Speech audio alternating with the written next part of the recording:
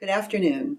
I'm Carmel Angelo, Mendocino County CEO, and I'm here today to talk with all of you regarding the public safety power shutoff. What this is a safety mechanism that will be implemented by Pacific Gas and Electric. One of the actions that PG&E will take is to shut off some of the power lines in different areas of Mendocino County, and this will be to avoid any wildfires. We support PG&E's efforts to mitigate any damage from wildfires and to actually reduce the threat of wildfires. But in order to do that, we also have to be prepared ourselves in our own homes as we move forward toward a public safety power outage. We don't know when these power outages will occur. We believe that they may start in August or September, certainly when fall comes, the beginning of fall or fire season. The end of summer as well. And so that's what we're looking at. And what I'd like to do today is share with you some information that will help you be better prepared in your homes with your families for these power shutoffs. We know that as residents of Mendocino County, we absolutely rely, most of us anyway, on PG&E for our power. And this power provides essential services in our homes and also in our places of employment. So some of the things that you should plan on to be more prepared are what will happen if the schools close and what will happen if your child care provider cannot provide child care. So plan B, plan C is always good to have. Additionally, food spoilage. This is one of the areas that we are concerned about, especially those that have a freezer or maybe more than one freezer because you have a lot of people in the home or you have a family with children, and so you prepare for that. What happens when the power goes out? What happens to your freezer? Is there a way that you can be better prepared? What we don't know is the length of time for these power outages. Usually when the power is shut off, whether it's an accident or it's intentional on the part of PG&E, a power outage can last anywhere from an hour to 2 hours, 6 hours, 12 hours.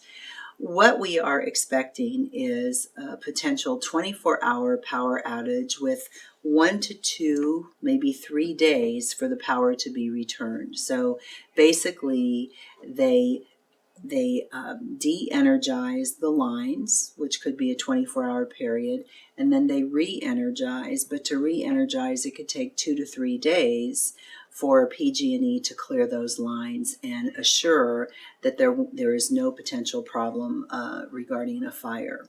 So in that period of time, if you have a freezer, it's possible that you'll have problems with your food spoiling.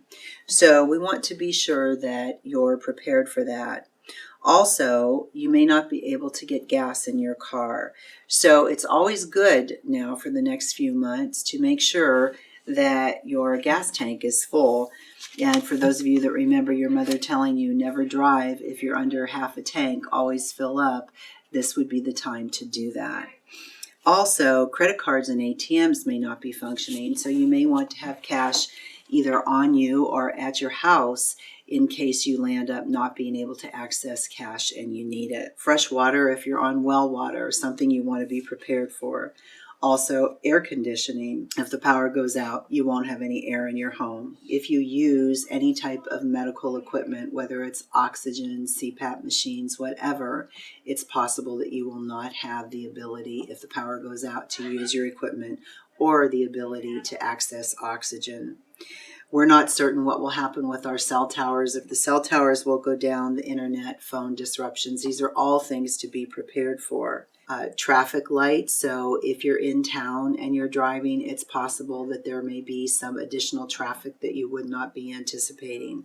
So something to think about if there is a power outage, allow yourself more time to get to and from places. Possibly you may have to report to a different work site. The reason for that is your work site may not be open because of the lack of power. So something to consider.